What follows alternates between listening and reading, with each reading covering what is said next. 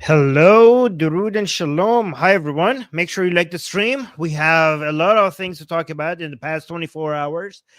There are more forces are uniting against the Islamic Republic. Things are not looking good for the Islamic Republic. So I have a lot of updates. So we need to go through them. I am going to be paying attention to the chat because I want to make sure that I'm engaging with the chat so that I'm see what you guys are saying as well and react to them as well. Let me see. I see Jack is here, Ginga is here, Sam is here, Mohsen is here, Jack is here, Stephanie. Wow, the chat is already busy. Stephanie, this is great, fantastic. You guys have my audio. Everything is working well. Yeah, hello, Durud and Shalom. Oh, that's fantastic. Jack is putting all three of them there. Durud, Mohsen is saying Durud Armin. Yeah, Durud. Bismillah Makar. Wow. Okay, that's pretty cool. Okay, flying robot duck has already liked the stream. Fantastic. Guys, so let's get into it. My audio is good, right? I planted a mango tree today. I called it Armin. What? That is so sweet. I like that. You planted the mango tree and you named it after me in Israel? You planted a mango tree in Israel and named it after me? That is so sweet.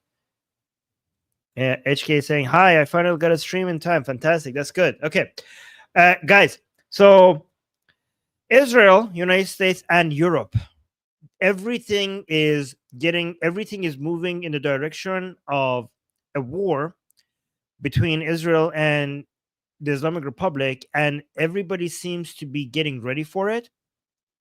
And everybody seems to be taking position. Even Europe is taking stronger and stronger positions against the Islamic Republic. And it's not about nuclear. It's not just about nuclear anymore. It's actually the greater emphasis is actually on the missiles, and that's significant. And I will tell you what the long-ranging missiles, and I will tell you why that's so significant. And it's basically, I think everybody is betting on the toppling of the regime. Again, I'm not saying and nothing is definite, but this is the direction that we're going. Let me actually tell you, there are three things that we need to cover in the past. Like I already talked to you guys about this, but in the past 24 hours, we have gotten some updates regarding it. So I need to let me actually copy all of my notes from here because this wasn't copied properly. Okay, here. Let me see. So we have to talk about the U.S. and Israel defense ministers meeting in United States. So that's important. I'll tell you what they talked about and why that's very significant. And also the Europeans moving closer to the snapback mechanism and why that seems to be a preparation for war, like basically a preparation for getting the Islamic Republic in a situation where it's just completely disarmed from in front of Israel. So Europe, it seems like Europe is done playing around with the Islamic Republic. We're getting a lot of good signals from Europe. Also, I forgot to mention this on the Persian channel. The Belgium has declared IRGC a terrorist organization, which could actually make it normalize it for the rest of Europe to do that as well. Also, I need to warn you guys about a new call for referendum in Iran. What do you guys think? There some Iranian activists, 17 Iranian activists in Iran calling for a referendum, including Nargis Mohammadi, which is a Nobel Peace Prize winner, and also Nasrin Sotoudeh, which is a famous lawyer. They issued a public declaration asking for a referendum in Iran. um, I want you to guess whether I support this referendum or not, based on I'm going to see who. No, no, no. I am. Somebody is saying Europe fighting a war. Doubt. That's not what I said. Uh, I'm not saying Europe is going to participate in the war. The war that we're talking about is Israel's war with the Islamic Republic. I'm not talking about neither United States or Europe or any other country being involved directly in the war. Everybody else is just involved in the disarmament, making Israel stronger, and making and disarming the Islamic Republic. That's what's happening. I'm not saying Europe is going to participate. I'm saying everybody is becoming more on the side of we cannot tolerate the Islamic Republic anymore.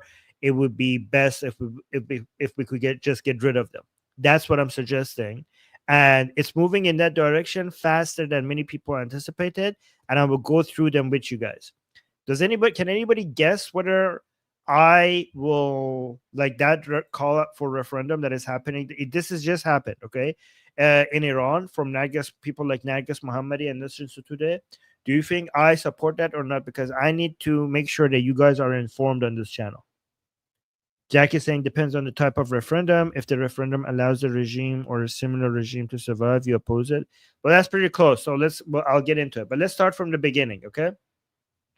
Let's start from the beginning. This is really exciting, guys. I don't know if you guys are excited. Everything I'm looking at seems to be bringing the downfall of the Islamic Republic closer. So, first event, let's talk about the first one. The US Secretary of Defense met with the Israeli defense minister in Washington.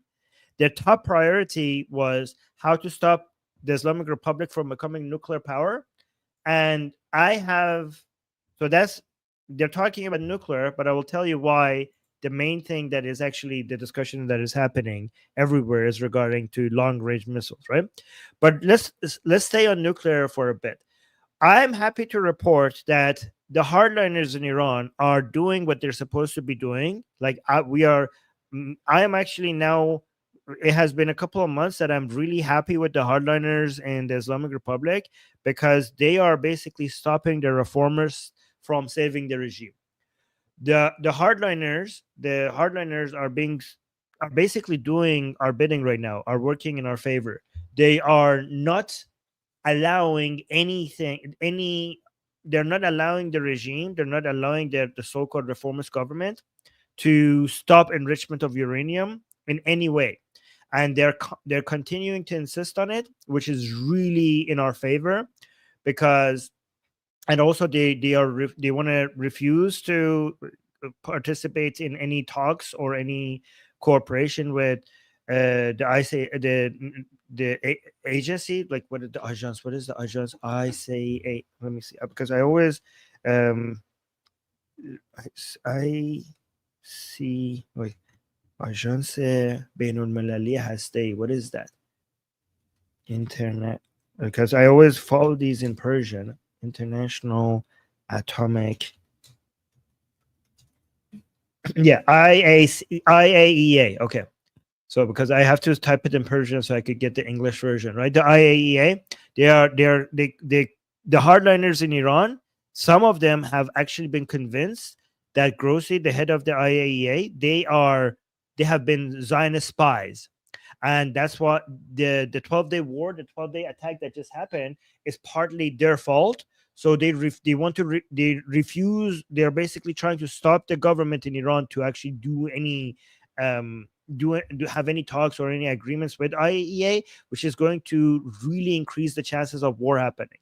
And when Israel and United States are both now on the same page that we should now that we have seen how easy it is to attack the Islamic Republic, we should double down on not letting the Islamic Republic get close to enriching uranium.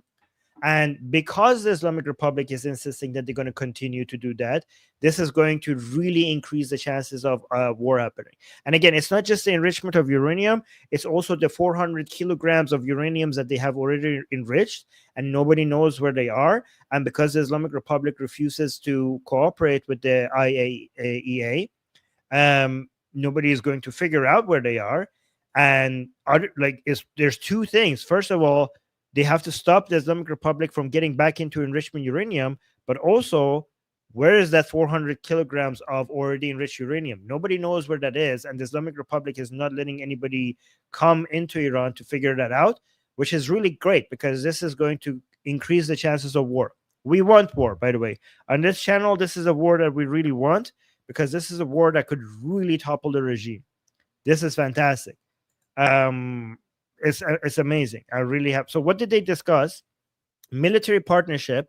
The US and Israel reaffirmed their alliance, especially in dealing with Iran and its proxy forces in the region, like Hezbollah and militias in Syria and Iraq. Weapons delivery. The US promised to fast track. Oh yeah, this is fantastic. Okay, so like I said, America doesn't want to actually participate in this war, which is good. but we want Israel to have everything that they could possibly need to be able to finish the job. And it seems like, I'm not sure because this is extraordinary, it seems like the US is actually moving forward with allowing sales of the B2 bombers and the massive, like the MOPs. Basically, what were they called? They were called GP. Let me see. They were called what were these bombs called? GBU 57s to Israel, which basically means that Israel will have everything that it needs to be able to just do whatever it wants in Iran without needing United States to get involved, which is fantastic. I mean, this is really smart by the Trump administration, because the Trump administration is basically figuring out how to try to help Israel to finish the job with the Islamic Republic without actually them participating. And the answer is just give them all the weapons that they need. But this was a huge red line, by the way, like B2 bombers being giving B2 bombers to anybody was a huge red line that nobody assumed that it would ever be crossed. But now I'm so happy to see that it would be like we will be living in a completely new world if Israel has B2 bombers. Do you guys understand? Like, you guys would become unstoppable. Jack is saying, okay, that's bad. Why is that bad? This is great. If Israel has B2 bombers, Israel will become unstoppable. Oh, bombers. Sorry. Yes.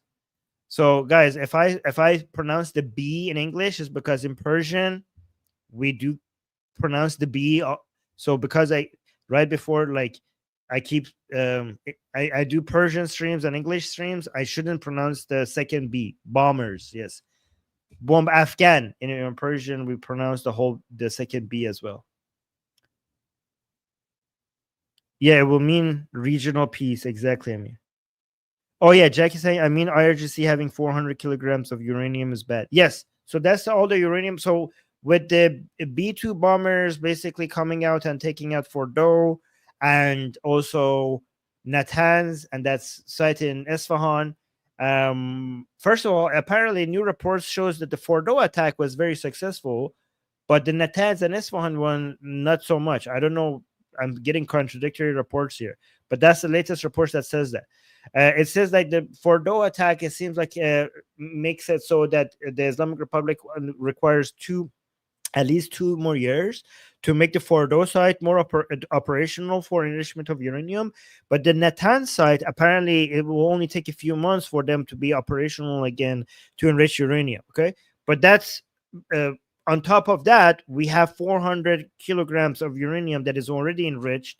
And again, enriched means up to 60%. And apparently it's really easy. It's difficult to get them up to 60%, but it's really easy to get them from 60 to 90 for some reason. And that's basically what you need for a nuclear weapon. So the Islamic Republic is basically has what it needs to have a nuclear weapon. Somebody's saying, what's the deal with Armin's hair? Well, I put it up today. What's wrong with that? Is that bad? Should I put it down like before? Here, this is what you like?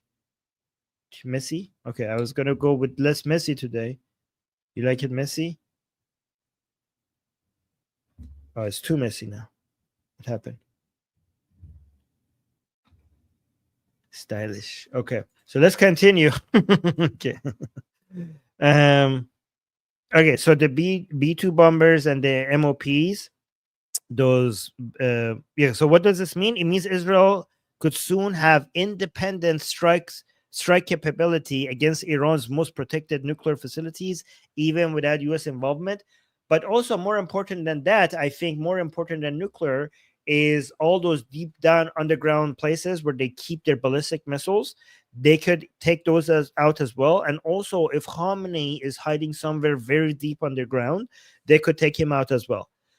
I care about those two things more than nuclear. I mean, the enrichment of the enrichment of uranium is actually working in our favor, right?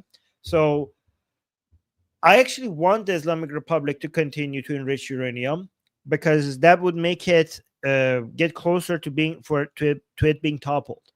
Because the fact that the only way to stop the enrichment of uranium in Iran is regime change, because nothing else works. Like, you guys understand that nothing else works. There is no way that you could uh, completely stop the chances, the ability for the regime to enrich uranium and to get to a nuclear weapon. You will never. I mean, you can slow it down.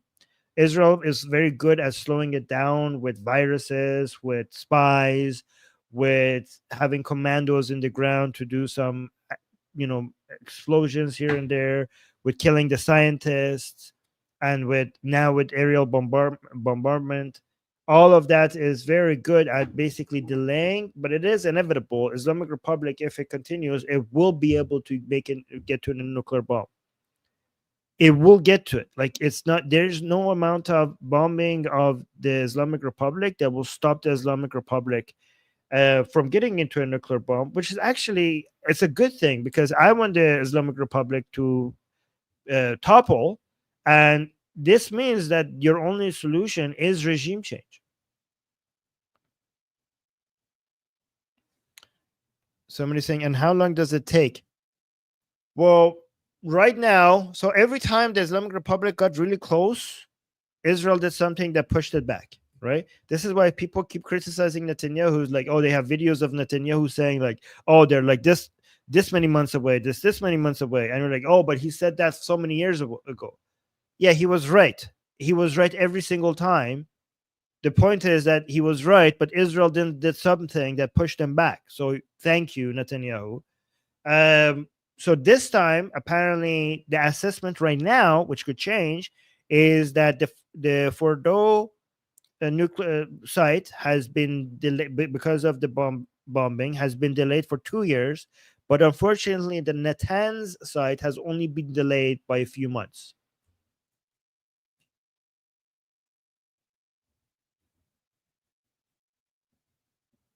Casper is saying, you are a fucking moron if you believe this shit. What a great argument, Casper. You actually made us, that was very convincing. How did you manage to be so good at reasoning and criticism? That was a very deep logical analysis. That was a great takedown of everything I said. You're so smart and very intelligent. I can see by the quality of your criticism that you are very good at reasoning. Let me see. Okay, so the US is not just offering, okay, so there's that. Let's go to the European situation. Let me actually tell you something that worked in our favor. So one of the Larijani brothers, I think Javad. What? Yes, I think it's the Javad one. Yeah, is it Javad? Is there any Iranians in the chat? I think it was Javad. Oh, we got a super chat. Thank you. I will respond to the super chat soon. But let me actually respond to it now before we go to the Europe situation. Natalie is saying, "Love you, Armin. Looking forward to Cat, Lion, and Son to come back to Iran." Oh, you mean this? Yes. By the way, the Operation Rising Lion, apparently now it's been confirmed that it means Rising Lion as in the Iranian people and the Iranian nation. Yes. This is the lion that we will have when they have on all Iranian flags. So saying vegan, what? I didn't expect to hear that. Vegan pro-Palestinians are clueless. What? Clueless, but when I tell them, are pro-Palestinian people vegan? You mean, yeah? Okay. I think you're referring to like Western far leftist pro-Palestinian people. That's what you. Vegan. Am I reading this right? Vegan pro-Palestinians are clueless, but when I tell them Khamenei deleted a cat from Iran's flag, they start understanding. Oh, that is so cute. So they were pro-terrorism until they realized that the terrorists took a position against a. So they didn't care about the humans, but because they're so into animals, when they realized that Khamenei took a position against a cat, they became convinced. Okay, that's okay. I'm gonna try to use that, see if that works on anybody. which is weird because Islam is pretty pro cat. Islam is anti dog and pro cat, which is the opposite of Zoroastrianism. Did you guys know that? Did you guys know Islam is anti dog and pro cat, right? And Zoroastrianism is very pro dog and anti cat. So I made a joke that nobody ever laughed at. I said that maybe the whole point of the whole fight between Iran and Islam was that one of them was like cat person, like one of them were cat people and the other one was dog people. Like maybe that was the whole. I don't know. I mean, I find it funny, and nobody else has ever laughed at that joke. Like maybe the fight between Iran and Islam was over basically a cats versus dog.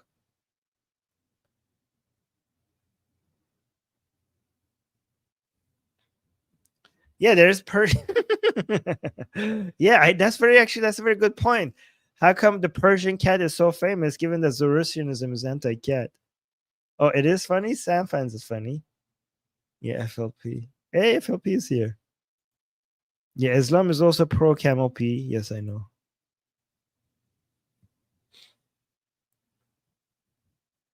And also Zoroastrianism for some reason is anti-turtle. Zoroastrianism as a religion is anti-turtle. And I bet you most Zoroastrians don't know that. If they go read their text, they will see that Zoroastrianism doesn't trust turtles. Oh, Jacob, thank you so much. Oh, wait a minute. Is the dog and the sun? Hey, that's heresy on this channel. It's only lion and the sun. It's people are saying why turtle? I don't know. It just divided animals into demonic and heavenly animals, and turtles just managed to get into the demonic side.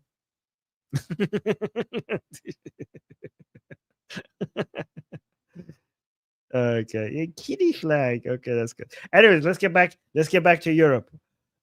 Europe. Okay, so European warning over Iran's nuclear program. What is the snapback? So let's talk about the snapback mechanism for people who haven't been following us, the news or the channel. It's a clause in the 2015 nuclear deal, the JCPOA, that lets the European countries reimpose all previous UN sanctions on Iran if Iran violates the agreement. Meaning what? Meaning that given that the Islamic Republic, after the 12-day war, they're supposed to actually come now and negotiate, and now they're still refusing to negotiate, and they actually are basically doubling down in their saying no to negotiation, meaning no to stopping the enrichment of uranium, no to letting the IAEA come and see where the 400 kilograms of uranium are, and also no explanation to IAEA regarding all the violations of the JCP, the agreements that they had. So a lot of people, a lot of leftists in the United States come and tell you that basically after the JCPOA that Obama signed, that the Islamic Republic was abiding by everything within the JCPOA, and Trump came and tore apart that deal, even though they were following all the rules. That is a lie. And now we finally got a report from the IAEA showing that they were never compliant. And the reason why Europe is now using the snapback mechanism, one of them is because they have never provided an explanation for all the other sites outside of the places that the IAEA was observing. They were enriching. So here's the thing: a lot of people like Kyle Kolinsky will come and tell you that the Islamic Republic was always compliant. The reports from the IAEA shows that they were compliant with everything with regards to enriching uranium. But what they failed to tell you is that they were only compliant in the places where the IAEA had observers. What they don't tell you is that we have had evidence for so many years that they were enriching uranium in other sites that they were not giving the access to international observers. And eventually the evidence from that came out, and the IAEA was for years asking for explanations for what the hell is this, and the Islamic Republic never provided a justifiable answer. And finally now we're getting to the snapback mechanism, which means that the JCPOA, United States came out from the JCPOA, meaning the United States under Trump's first term put the sanctions back on the Islamic Republic, but the sanctions were not put back on by all the other countries of the United Nations, right? But now the UK, Germany, and France had enough with the Islamic Republic, and I also think because of the 12-day war, they all now recognize, because of Israel basically demonstrating what big of a paper tiger the Islamic Republic is. I think Europe is now more confident to taking a much more aggressive stance against the Islamic Republic. So they're now going to use the snapback mechanism, which means that it's not just the United States that's going to put sanctions on the Islamic Republic. It's going to be 193 countries, basically every single member of the United Nations. And do you understand how devastating that is? That is going to devastate the economy of Iran. And let me actually. Oh, Jacob, thank you so much for the super chat saying Lion and Son, dog is too pure. You're right. Okay. Lion Son, yes. Okay. Yeah, we need something scary on our flag so that it's holding a sword. Okay. I think cats are more aggressive than dogs. Dogs are a bit too kind and pure. It's not going to scare away anybody. We need a cat holding a sword that's going to scare away more people. Yes. Cats are demonic and I like it. Anyways, so the snapback mechanism, if that comes, that means that we are going to see prices increase in Iran in a way that is going to devastate a lot of people, right? And I mentioned this on my Persian channel that look, this is not Israel, this is not the United States. So the couple of Iranians who basically became anti-Israeli because of the 12-day war, I tell them, look at reevaluate your position. Right now, we're looking at Germany, United Kingdom, and France doing something to the Islamic Republic and Iran and the entire economy over there that is going to be,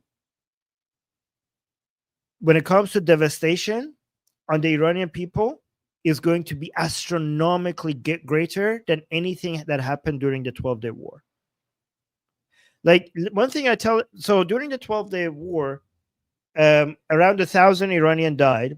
I think around half of them were soldiers and part of the army and fighters, and the other half were civilians, right?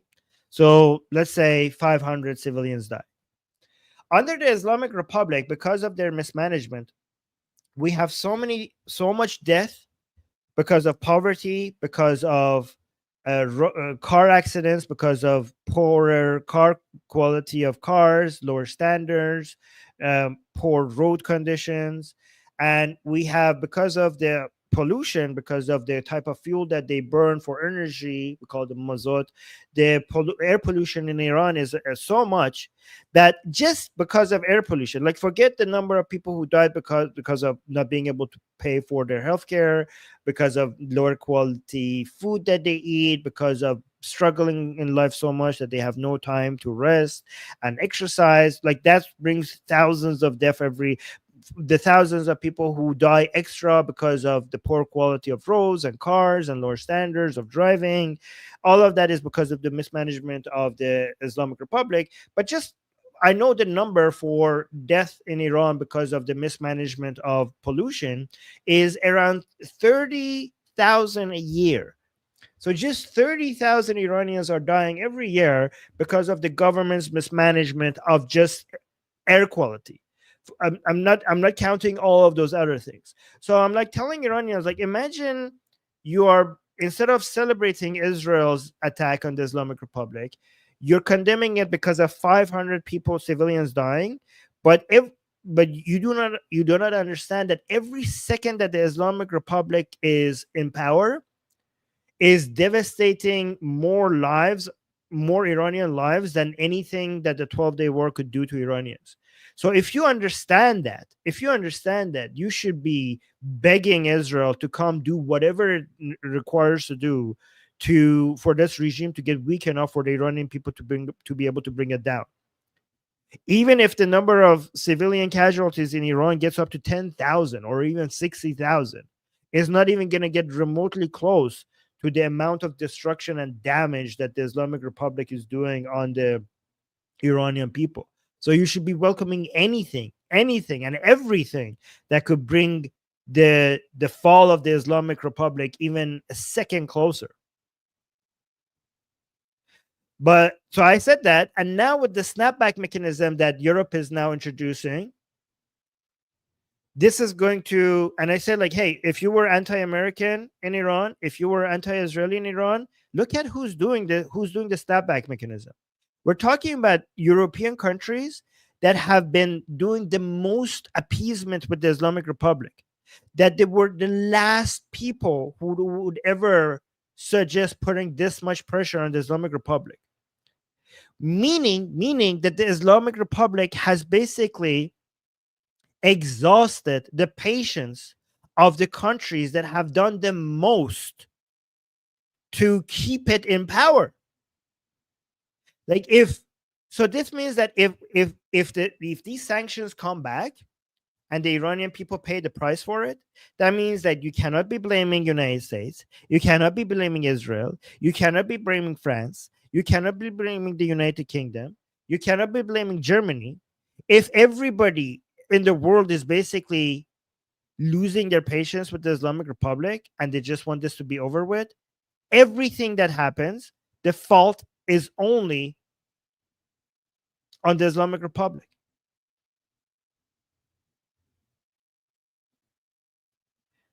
You cannot say oh yeah, the Islamic Republic is bad, but Israel shouldn't have done that. Look at what Europe is doing. Again, what Europe is doing is going to be a lot more devastating. Again, people don't pay attention to it because wars are more newsworthy. But what Europe is about to do is astronomically more devastating than any war. Because guys, remember this line: poverty kills more than war. Poverty kills more than war, but people usually don't count death from poverty. So the good thing is that Javad Larijani, any Iranians in the chat? Was it Javad?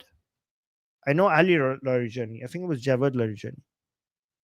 He came on TV, and other than saying that they could threatening Trump's life by saying that they could actually target Trump's navel, his belly button, when he's sunbathing, he actually said that on TV, which is in our favor because it's going to make Trump is going to notice that, or it's going to help us get Trump more on side of Israel finishing the job.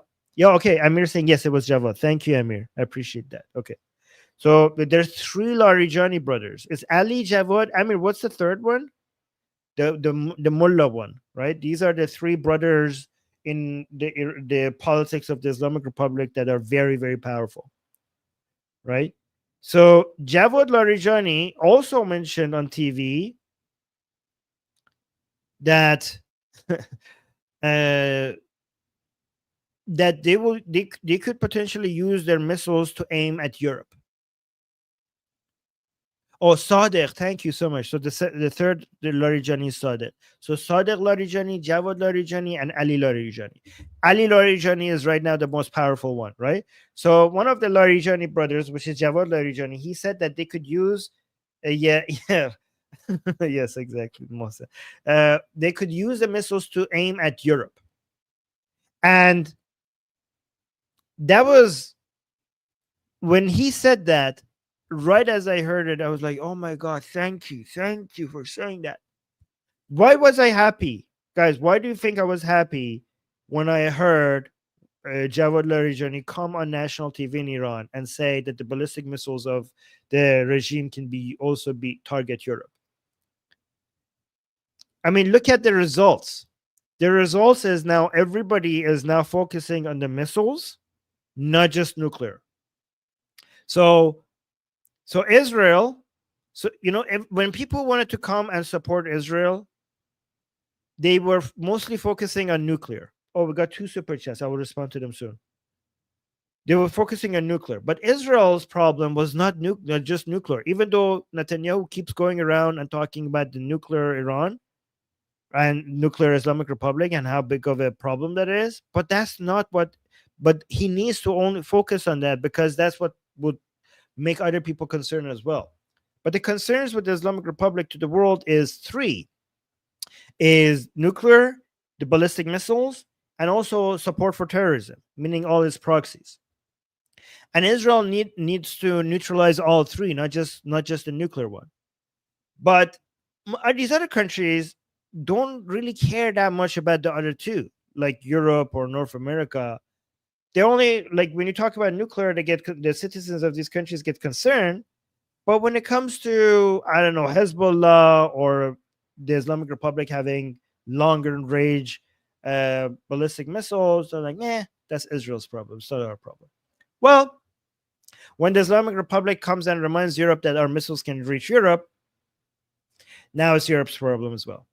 Well, so again, this is why I keep saying the hardliners are working in our favor, because now, for 2 reasons, now any negotiations needs to also see the elimination of Iran, the Islamic Republic's missile capability, not just its nuclear capability. First, because they saw, like, the world is seeing that they could actually ask for more, because during the 12-day war, they saw how weak the Islamic Republic was. So they're like, okay, we could ask for more. These people are pathetically weak. They have no cards to play. And also, given that they're using their missiles as a threat, not just to Israel, but also Europe. So yeah, obviously, if we're going to talk, if you're going to surrender, if you're going to come and we're going to have a deal, we need to talk about your missiles as well, not just your nuclear capabilities. And this is good because this means that we're getting close to toppling of the regime. Because why? Because the regime is like, there's no way I'm discussing these things with you. And the regime is kind of correct, because let me actually give you the perspective of the regime. The regime is thinking, okay, so what is the regime? What are the strengths of the regime? This is the way that they look at it, right? What was the main strength of the regime before October 7th?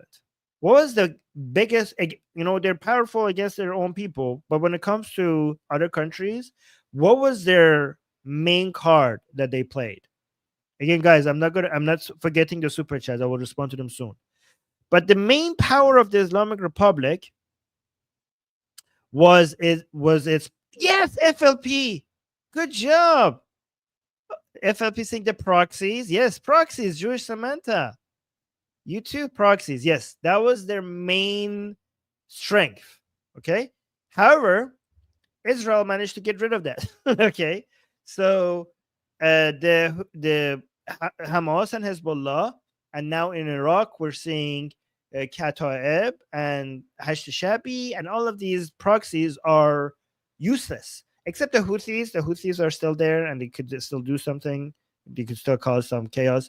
But other than the Houthis, the proxy, they have lost their major deterrence. The main deterrence of the Islamic Republic was its proxies, right?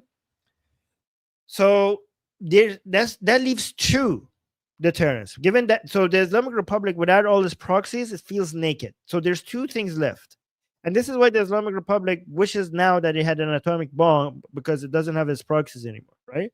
So the 2 remaining deterrence is its missile capability and the potential of it going nuclear.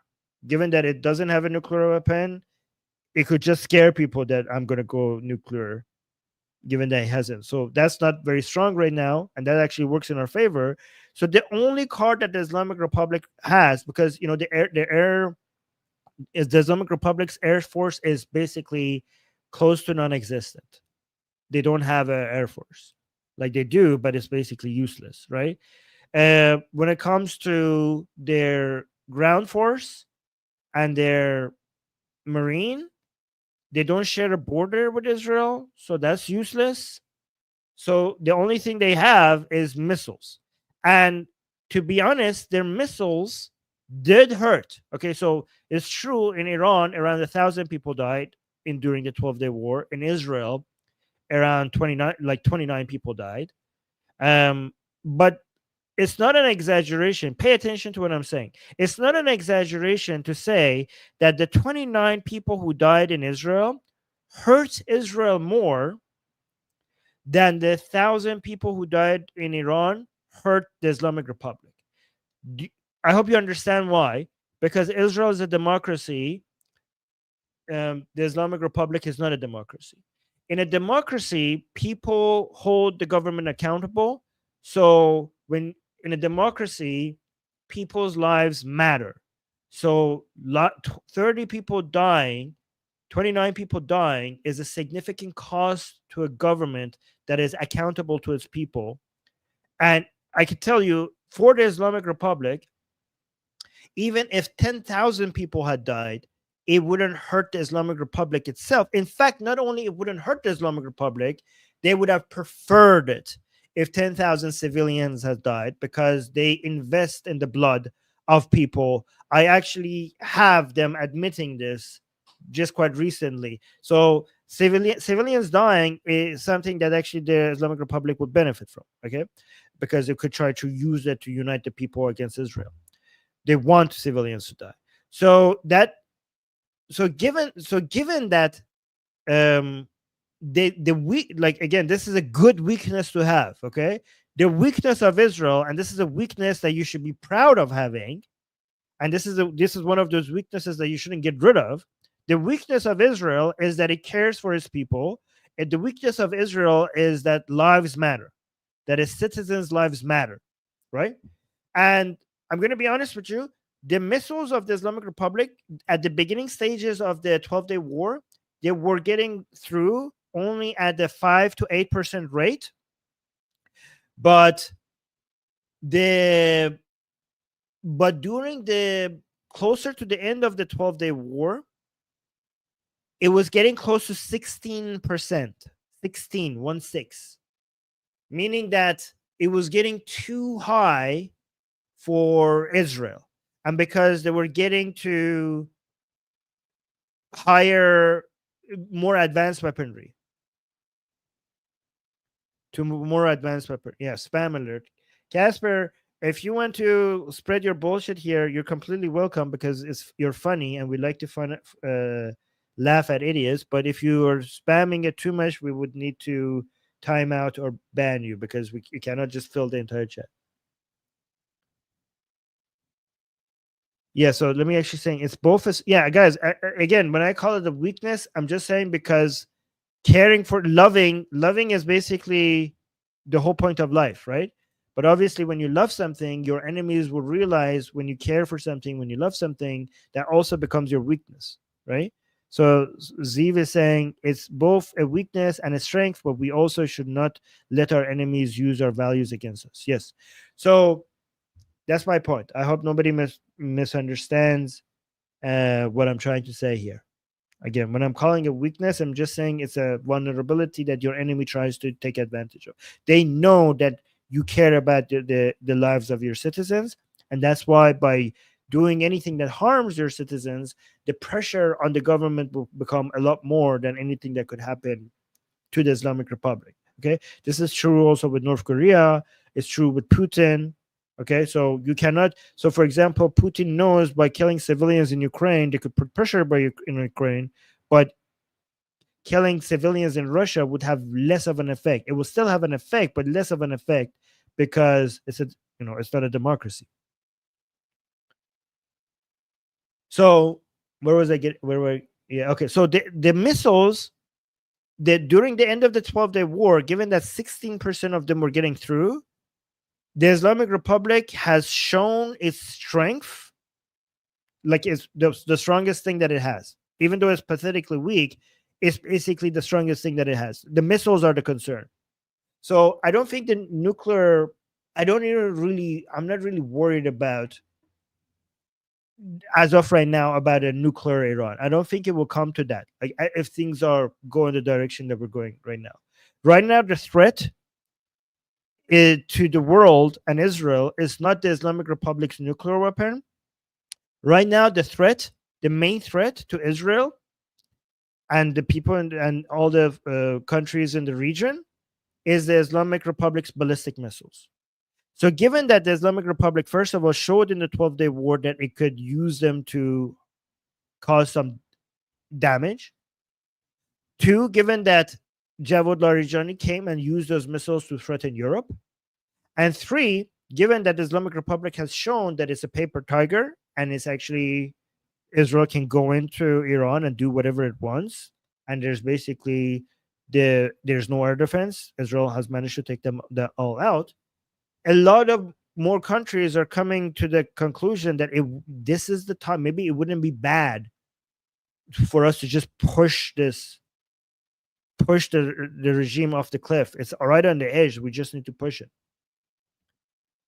Right. So a lot of people think the snapback mechanism might be about putting sanctions on the Islamic Republic, but I think it's about disarming them, because the Islamic Republic doesn't care about the sanctions.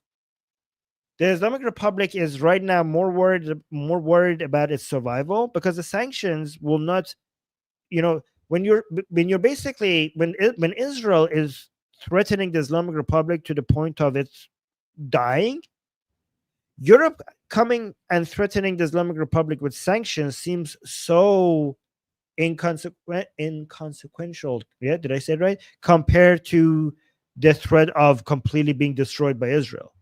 Does that make sense? So the snapback mechanism, the Islamic Republic is seeing it more as a disarming mechanism, meaning that it's damned if I do, damned if I don't. Basically, people are saying, well, you should negotiate. Like, Islamic Republic now needs to get on the table with the Europeans and with the Americans, because if they don't, this could be the end of them. Like, if you don't negotiate, you're going to have a second round of war, and you're not going to be able to survive a second round of this war. But the Islamic Republic is like, but look at the terms that they're now putting, like everybody's putting in front of me. The only thing I have is my missiles. And now what they're putting in the terms of agreement, these negotiations, is get rid of your missiles. Like, so if I get rid of my missiles, obviously Israel's going to attack again because I have no more missiles, and it would be ridiculous for Israel not to attack without my missiles. So basically, the Islamic Republic is thinking, I think justifiably, that a war is inevitable. Like, we're going to have a second or maybe even a third round of war between Israel and the Islamic Republic. So the Islamic Republic is like, either I will go into this war with my missiles, or I will go into this war without my missiles. So given that this negotiation is asking me to get rid of my missiles, I rather just say no to the negotiations and go into this war with my missiles. Because obviously, if I get rid of my missiles, obviously Israel is going to attack. Is going to be even more eager to attack. Let me actually respond to the super chats before I continue. These are guys. What I'm telling you, what I'm explaining here to you, no, show me somewhere else that is explaining this to you anywhere else. This is like some deep level of understanding of the Islamic Republic's inner politics that you're gonna hear nowhere else on English media. I promise you that. Okay, like the stream. This is worth it. Jacob saying, my parents' voice. Arab ha. Oh, Arab ha بدبختمون کردن. Okay, Jacob, don't tell your parents that it's tell your parents that we have, it's not, don't make it about race. Especially right now, Jacob, given that we have some many Arabs in the region that are supporting Reza Pahlavi, so we don't want to make it about race. Tell that to your parents. But thank you, Jacob, for the super chat. And Seymour the Persian is saying, my father said, I only believe regime change is coming if mullahs are getting not just IRGC commanders, they are just pawns. Is that happening now? Oh, if mullahs are getting, You mean like okay? So you're saying your father? I think what you mean is that your father is suggesting that if Israel is also taking out the mullahs, that will bring the toppling of the regime, not just the IRGC commanders. I think that's what you meant. If that's what you meant, I agree with your father and tell your father that Israel was about to get to that. Basically the politicians and the key political figures in the Islamic Republic at the end of the 12-day war, and Trump stopped it from happening. But obviously, the IRGC taking out the IRGCs were commanders were a higher priority for Israel, because by taking them out, it made it so that the Islamic Republic didn't have the organization and the command structure to be able to attack Israel at the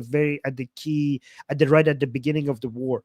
And that's why, because everybody expected that if Israel ever goes in direct war with the Islamic Republic, the Islamic Republic will basically rain down at least 1,000 missiles on Tel Aviv all at the same time, overwhelming Israel's defense system.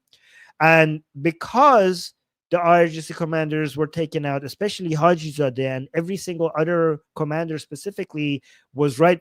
But by the way, this was so idiotic that all of the people responsible for the missiles, all the commanders, were Israel managed to somehow get them to gather in the same room. I don't know what sorcery that Israel used to message them to get all of them into the same room at the same time. And it's really idiotic for you to have all the key people that are in charge of your missiles in one place all at the same time.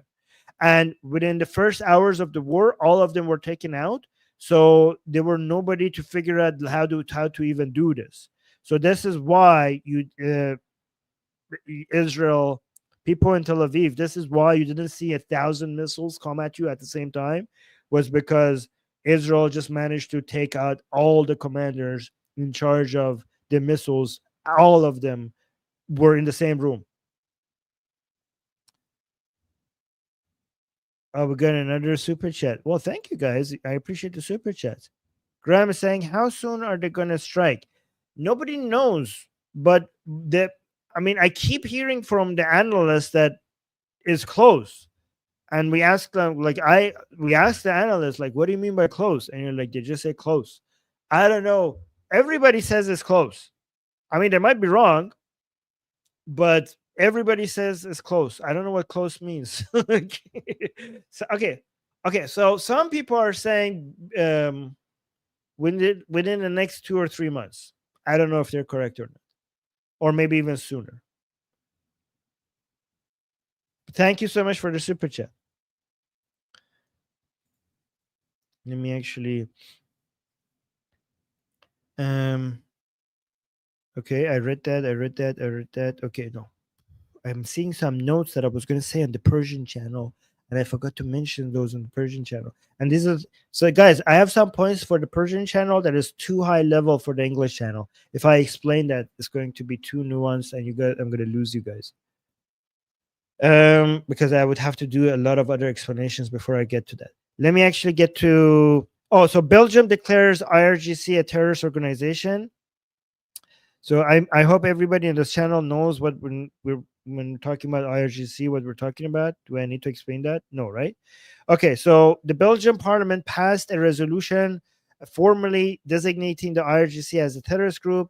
This makes it illegal to fund, support, or promote the IRGC within Belgium. This is a big deal because Belgium is part of the European Union, and this move pressures the EU as a whole to adopt a joint EU-wide IRGC terrorist designation. So again, everything is moving in the direction of the Islamic Republic getting closer to, so Belgium, people are saying, yay, Belgium. Yeah, I mean, it took you long enough, but that's good. I support that. So that was a big thing to see. However, let me actually, because we're getting close to, guys, there's another really important thing I need to tell you about this call for a referendum. We're getting to that now. So I need to make sure I tell you about that. But guys, please, before I tell you that, subscribe to this channel. And again, subscribing is not good enough. You have to hit the bell notification for YouTube to actually tell you. And also, I've heard that if you leave a comment after the show is over, it's more likely that you're going to get that. YouTube thinks that, oh, you're a serious watcher of this channel if you're leaving a comment. So I have to let you know when Armin is going live. Okay. So subscribe to Atheist Republic, hit the bell notification, leave a comment, and also hit like. Okay. So, and also, if you really want to support, you could become a member like FLP. Look, FLP is a member. Thank you for being a member, and many other people. And also, you could use Super Chats to support this channel. All right, so let me tell you what happened, and also tell you why this might seem like it's a good thing, but it's a horrible thing. And again, the hardliners are helping us out with this as well. Okay, so Iranian activists call for a referendum. What's going on? This is 17 well-known Iranian activists, including Nargis Mohammadi, who is a Nobel Peace Prize winner, and Nasrin Sotoudeh, which is a famous lawyer. They issued a public declaration. They're calling for a free and fair referendum, supervised by international observers, to let the Iranian people decide their future. And they blame the regime for severe repression of civil rights, pushing for nuclear weapons at the cost of national well-being. They also blame the regime for foreign wars, instead of focusing on fixing Iran's economy and society. So, and they think like this could all be fixed if the Iranian people were given a chance to do a referendum and basically pick the direction, pick the government, pick the structure of the government and the direction of the country, right? Oh, Jacob became a member. Thank you, Jacob. I appreciate that. So that sounds all good, right? That's just like sounds good. Like, oh yeah, they're blaming the regime, they're anti-regime, they support the people, they want to give the people their referendum. All of that sounds like nice, and we should be supporting it. However, this is pure evil. Okay, like, well, not pure, nothing is pure evil, but this is actually a part of the regime itself that has always showed up at the moment where the regime is about to collapse, or when the regime is weak. This is a mechanism for the regime to survive. This is the regime just basically trying to shed its skin and pretend like it's something new, and try to just survive with a new mask. It's very important for you guys to recognize this, okay? People like Nargis Mohammadi and Nasrin Sotoudeh, these are anti-Pahlavi and anti-Israeli people. They're leftist, MEK supporting, reformers supporting. So basically, they are close to, they are basically buddies with all the three main enemies of Iran. They are basically in touch and allies with the three enemies of Iran. The three enemies of Iran are Mullah, Chapul, Mujahid. These are the three enemies of Iran. This is what one of the chants of Iranians, we say, Nang bar Sefased, Mullah, Chapul, Mujahid. So basically means curse upon the three corruptions. Mullah, which means the mullahs, Chapul, which means the leftists, Mujahid, which means the MEK. So remember this chant, okay? Nang bar Sefased, Mullah, Chapul, Mujahid. So the Iranian people consider the three corruptions of Iran to be Mullah, leftists, and the MEK. And these people are basically allies of all three. And a key way to check who's not with us is to do a Pahlavi check and an Israel check. And usually you get the same result. So basically meaning that Iranians who are anti-Pahlavi, they're usually also anti-Israel. And if they're anti-Israel, they're usually anti-Pahlavi. I mean, the Venn diagram is not a complete overlap, but it's pretty close to a complete overlap. Do you know what a Venn diagram is? Right? Like, you guys know, right, what I'm talking about? Right? Okay. So the point is that there's two problems with this referendum that these people are asking for. The first problem is that it's a request of the regime. Basically, they're saying the whole point of this, what is it that they put out? What is it in English? This call for referendum that they put out, these 17 people, is basically going to the regime and saying, look, everything is going to shit. Let's put a referendum. Let's put on a referendum, a call for a referendum. What is the problem? I mean, forget everything I just said about who these people are. Just that by itself, I need people to understand how the Barandos portion of the Iranian people think. So Barandos are the people who are for the toppling of the regime.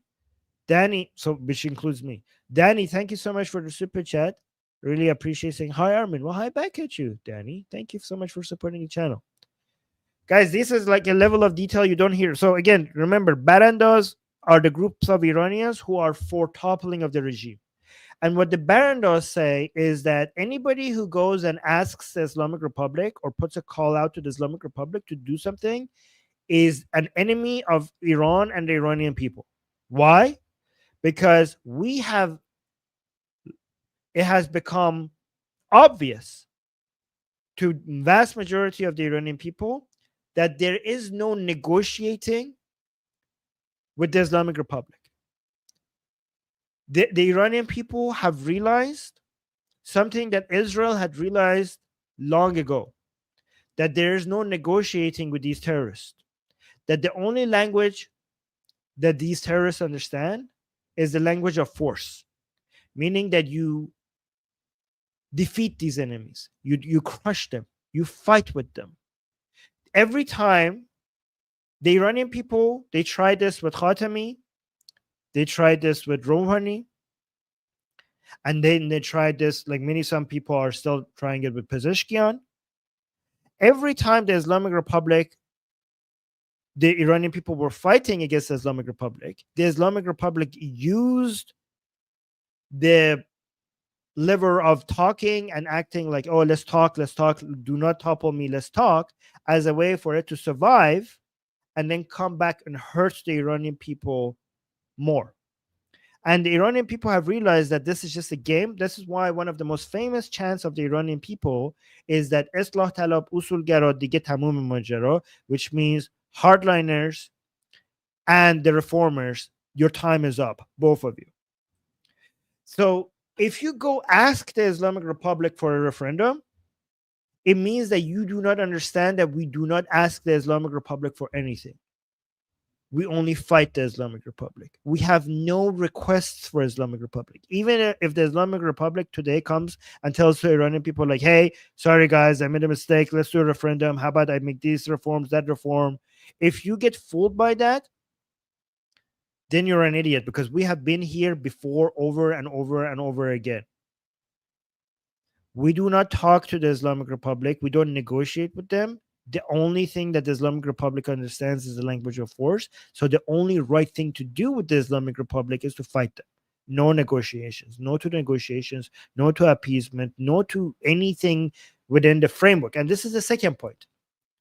The second point is that this referendum, if this referendum is successful, it's a referendum within the framework of the Islamic Republic.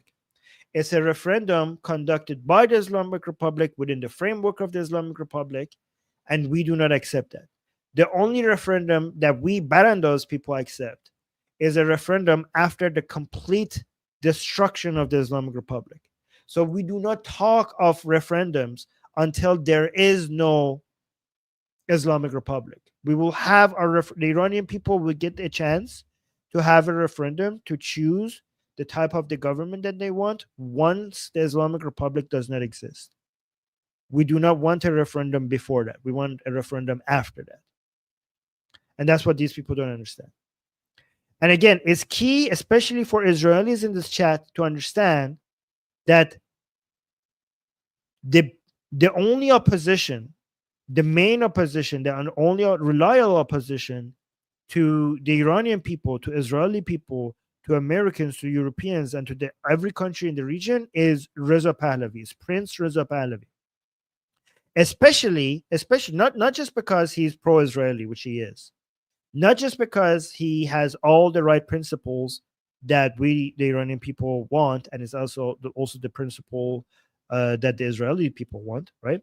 But it's also because the enemies of Iran and Israel are automatically allergic to the Pahlavi brand, which means that basically with Pahlavi as the leader of our opposition, it causes a self-filtering process, meaning that all of these, MEK, which is a terrorist group, and the leftists, the leftists hate Pahlavi. Many of the leftists, again, by leftists I don't mean liberal left-leaning people. I'm talking about leftists, meaning like woke people and Marxists. Okay, so the leftists hate Pahlavi, and the mullahs, and again, mullahs come in different forms. We consider the reformers to also be mullahs, but sometimes mullahs come in suits.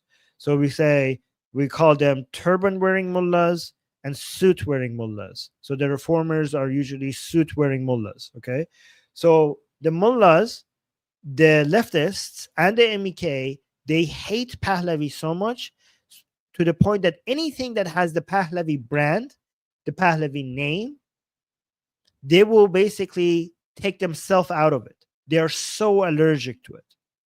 So you can see all the people who are supporting this referendum, they are Pahlavi haters. And that's a signal to Israelis why this is bad. Again, Reza Pahlavi has the highest amount of support among Iranian people and is a friend of Israel and is a friend of democracy, liberalism, and more importantly to many Iranian people, a strong defender of the border integrity of Iran. And this is the force that again, so we have different forces. We have the ethnic cessationists, we have the reformers, we have the hardliners in Iran, and we have the Barandos people. And among the Barandos people, the one who are basically uniting under the leadership of Reza Pahlavi, that's the strongest and the highest in number. And it's also a nationalistic, patriotic group that is going to have the highest chance to avoid a power vacuum and keep the country stable, and also bring a government in Iran that is an ally to Israel. So if you see any activist asking for a referendum, or if they're getting airtime somewhere on Western media, or if they got a Nobel Prize, a Nobel Peace Prize, or whatever, do not trust them until you check two things: their position on Pahlavi and Israel. Honestly, usually you need to check one, because if they're pro Pahlavi, they're usually also pro Israel. And by the way, also given that if an Iranian is pro Pahlavi, that usually means that they're also pro Israel. That's all you need to know as an Israeli, that supporting Pahlavi is supporting Israel. Right? And also that shows that these other activists, these leftist activists, even if they get some airtime on Western media, they're not to be trusted. In fact, they are doing this to save the Islamic Republic from toppling. And even though they're anti-Islamic Republic, they don't want the Islamic Republic to topple now. I must say that some of these people are actually genuine barandos, meaning that they genuinely want the Islamic Republic to fall. But they don't want it to fall now, because they know that if the Islamic Republic falls now, the Iranian people will all be, like, not all, but mostly be united under the leadership of Reza Pahlavi. So they think this is not the right time, because they don't want Iran to go to Pahlavi. And this is why they're doing this referendum right after Reza Pahlavi came out and did some announcements, and basically showed that it came with a mechanism that is getting a lot of people from inside the regime to join him. And that got a lot of coverage and got a lot of support.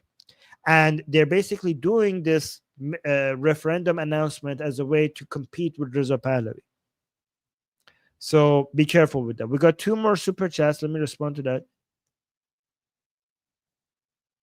Sam is saying, who do you consider a mullah in this context? Okay, yeah, so we call them Mullah Akhundi and Mullah Kiravati.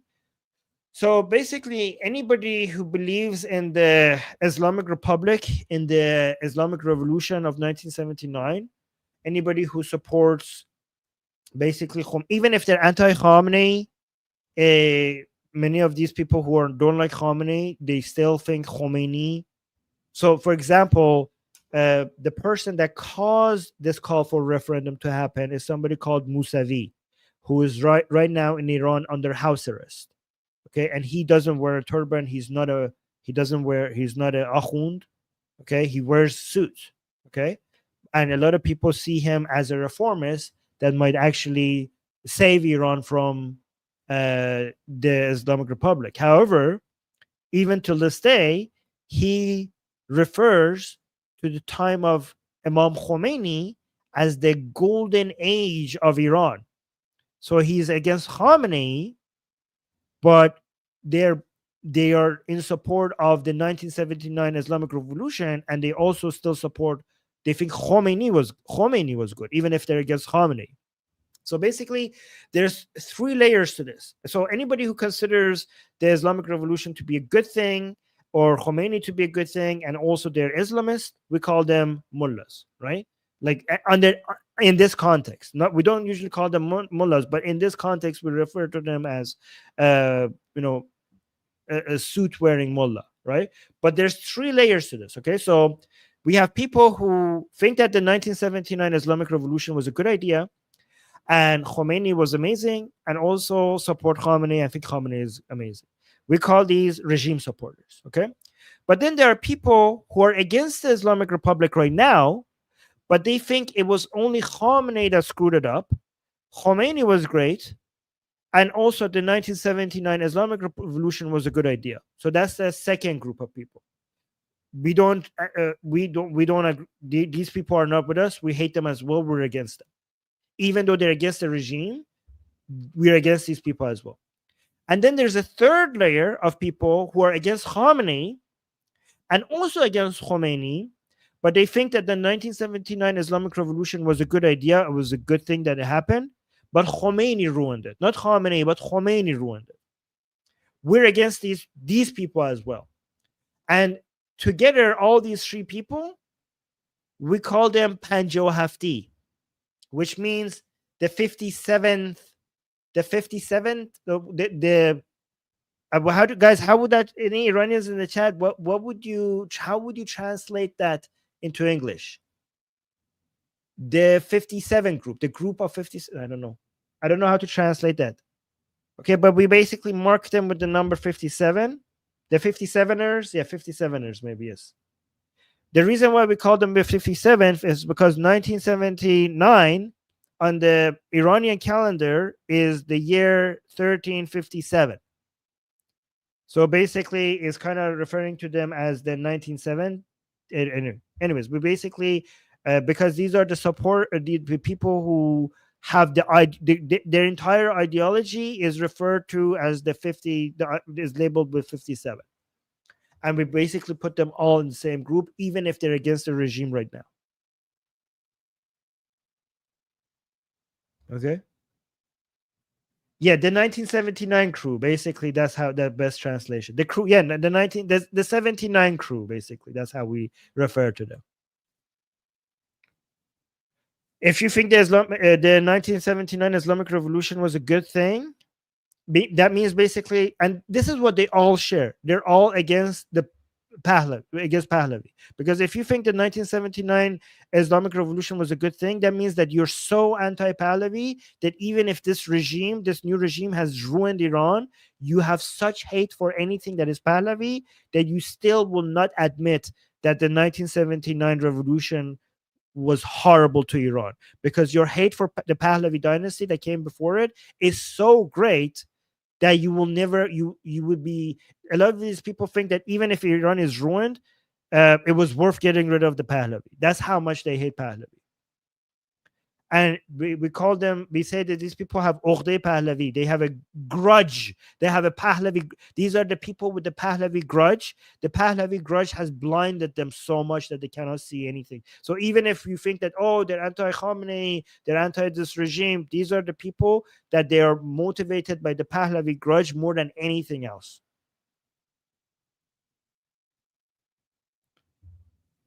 Wow, guys, this live stream should be reviewed in universities. Like the level of information that I just gave you here about Iranian politics. Seriously, somebody should just play this. Like some professor of Middle Eastern politics doesn't even need to. They should just take this live stream and just put it into their class, and they just could go. That's how high level this live stream was. They don't need to say anything. The professor doesn't need to say anything. Just like, here, just watch this. Do you like my confidence? Oh, I'm just saying this is why I come here. Yeah. And also it's very high level, but I explain it in a way that is just fun and easy to understand. Oh yeah, Aryan, that's a good name for it.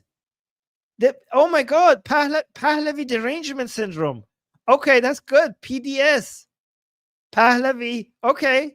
Pahlavi derangement syndrome. Okay, yes, that's what they have. The Pahlavi derangement syndrome. We found a name for it. Oh wow, we got more super chats. Let me actually go through them. Oh, FLP, Danny, and Erlan. Thank you so much. Okay, let me go through these. Erlan saying, earlier in life, I swear I saw something. A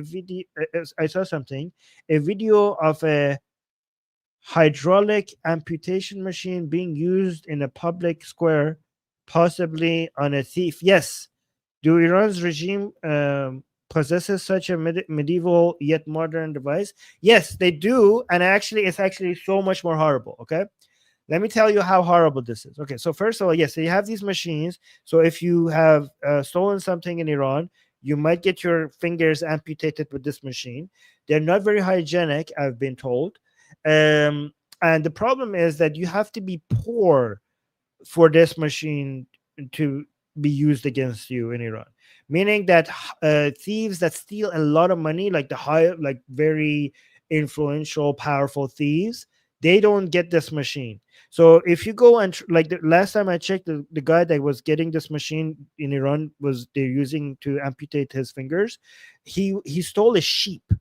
Okay, so which is really sad because the only people that this machine is used against are people that were stealing out of desperation and out of extreme poverty. People who are stealing millions and millions, they will never even they don't even get much jail time, let alone get even remotely close to such a machine like that, right? So this machine is only used on poor people who are stealing out of desperation, and which is really, and by the way, this is like based on a verse in the Quran, which is so backwards because the best way to reduce a theft in a country is to uh, in- increase the ability of income generation by the person who was trying to steal. And by so somebody who is stealing, if they're poor, it's because the system failed them. And now when you cut their fingers, you basically are taking their ability to earn money forever. So there's no rehabilitation because now they cannot earn any money at all. And actually, guys, this gets a lot worse. Are you ready for me to tell you how much worse this gets? So you thought this is barbaric, but let me tell you something about these amputation machines. Are you ready to be disgusted? Are you ready for a level of this? Like, okay, this is let me make you more disgusted. Are you ready for that? Or are you ready for this? Okay, so I think many people who watch our shows know this, but so what they also do is that they try to make money from it.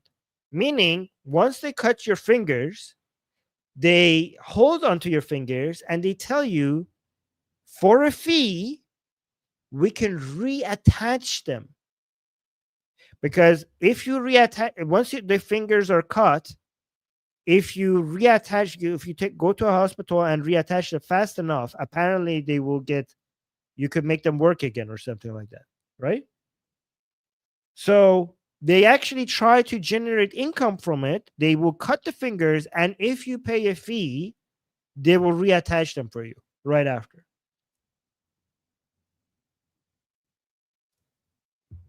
Yeah, that is scary levels of evil. Exactly.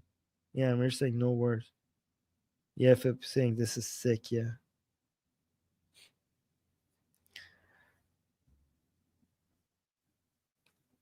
Yeah. Let's go to Danny. Thank you for the super chat. Danny saying Max Blumenthal smearing Reza Pahlavi. Wait, who's that? Should I know this person? I'm better with faces than names. Is this somebody that I'm supposed to be knowing? Um, wait, do I recognize this face? Oh yeah, I recognize this face. Yes, this guy. I've seen him. I've seen bad. Is it? I've seen. I think I've seen anti-Israeli takes from this guy. Yep, I've seen this guy on shorts and debates and stuff.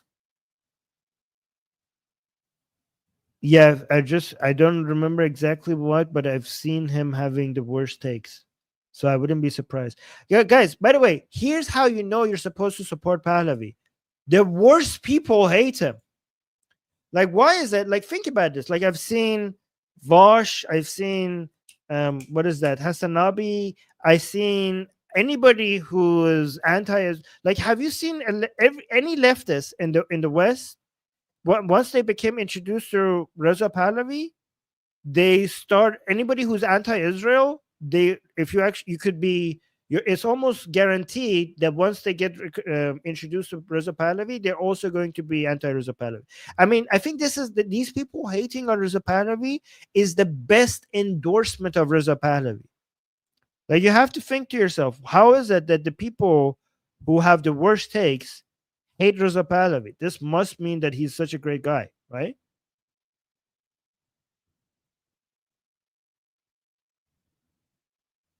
Yeah, Sam is saying true. All right, let's go. FLP, thank you so much, FLP. You're that's so generous. FLP saying love to Armin, Susie, and everyone in the chat.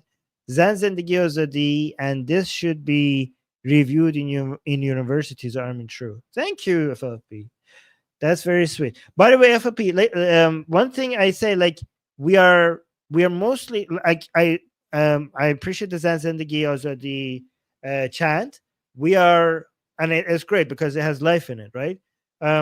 We are slowly shifting into Javid Shah. I mean, I used Zanzan the Gyozadi for a long time, and it was something that I used all the time.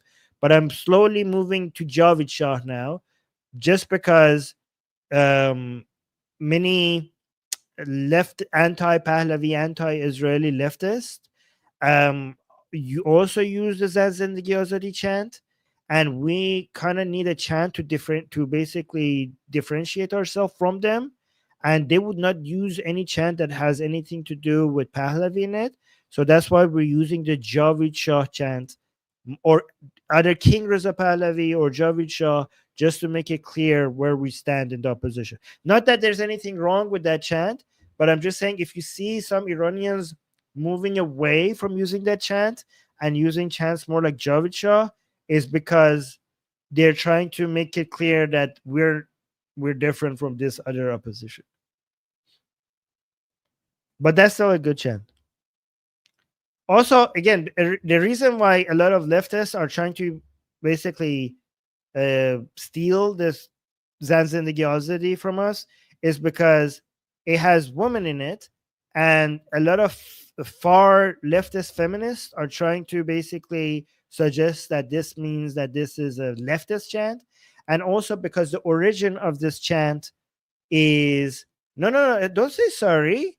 No, that's a beautiful chant. Zanzendegi Azadi is beautiful chant. I'm just saying why we're slowly moving away to Javicha. But also the origin of Zanzendegi Azadi is Kurdish, and obviously Kurdish people and Kurdish culture is beautiful, and we love our Kurdish Iranian citizens. The thing is that the cessationist Kurdish groups try to pretend that this chant, given that it has a Kurdish origin, is also, and also, guys, like the cessationist people in Iran are also jump on the leftist bandwagon, because so the communist leftist bandwagon usually, right? So they also try to say that this is a feminist, Kurdish independence supporting kind of chant. So we were like, okay, you could have that then. we're moving to Javid Shah, or you could do what Mohsen does and put women life freedom next to Javid Shah at the same time. You could do that as well. That's another way. But FLP, thank you so much. That's a very generous super chat. Thank you so much. I really appreciate you. Always support the channel, FLP. We really owe you here. And Danny saying, did you see Max visits to Iran with Professor Morendi? No. Did he? I wouldn't be surprised. No, I did not see that. I mean, I don't follow this guy. Should I? Yeah. Anyways, guys, I was going to ask you if this was an informative live stream, but honestly, I know it was. So this is really good. I'm really proud of this live stream. I'm so proud. Yes, unless I think like they could. This is like a book worth of content in just 1 hour and a half. Guys, do you see how modest I am? Yes, modesty. I'm saying modesty, Armin. Anyways, okay. Oh yeah, Reza is saying, thanks, Armin. Yeah, you're welcome. Oh, thanks, Sketch Therapy is here. That's great. Thank you, guys. The modestest. Yes, exactly. Double lecture. Okay, guys. Okay, if you enjoyed it, heavy critical FLP. Tora. Guys, if you enjoyed it, like the stream. If you're new here, subscribe. I was gonna, I usually people say please consider subscribing, but no, I'm gonna demand subscribe. You have to subscribe. What is this like? Please consider subscribing. Don't consider, just do it. Subscribe, hit the bell notification, like the stream, leave a comment, and if you want to support the channel, consider becoming a member or leaving super chats in future streams. Okay. Jack, you're welcome. James, Ranko, John, Michael. Okay, fantastic. Amir. All right, guys, I'm gonna go. So how do we end? I'm Israel Chai, Javid Shah. Mwah. See you guys. This was fun. Oh, sketches income.